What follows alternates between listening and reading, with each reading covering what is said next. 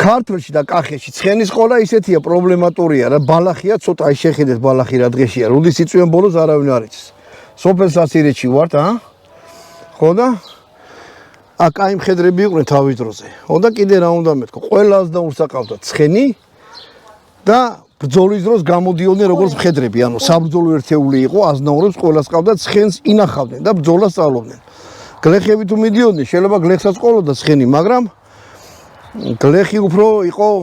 რა ქვია ფეხოსანი ჯარი და დასავლეთ საქართველოში თითქმის ყველა მხედარი იყო იმიტომ რომ ცხენების შენახვა ანუ რთულია კიდე ერთხელ ვიტყვი რა ზამთარში აი მას ვაჭამო ერთ მანქანაში იმას შეჭამს რა ქვია თივას რა ხო და ხა იქ პრობლემაა რომ აი ზამთრისთვის რა ვქნა თივის ამბავზე მაგრამ ნუ გადაუწყვიტავთ რა მარგუმ შეერი ხო არ გოყოლება ხო და ნახე რა დამთქნა რა მიჩამოვა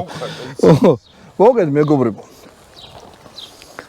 ხო ნალების დაყრა გადავიღეთ ხო გადავიღეთ ბატონო დავით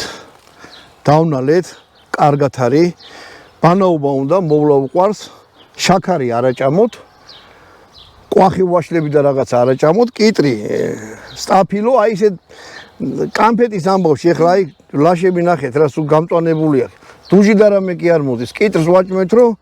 აი ესე რა კაი რამეს რო გააკეთებს და რო არ იცელქებს ამ კიტრს მივცემთ ხოლმე და უყარს რა რავი ბედნიერი ცხოვრება კი აქვს ამით გამოგეშვით მეგობრებო ეს იყო აი ცხენის განხილვა კარგად ზანდებოდეთ შემდეგ ვიდეო წამოვიკატავთ მოდი მარგო ზაზე გავიდეთ ბატონო დავით ტატიშ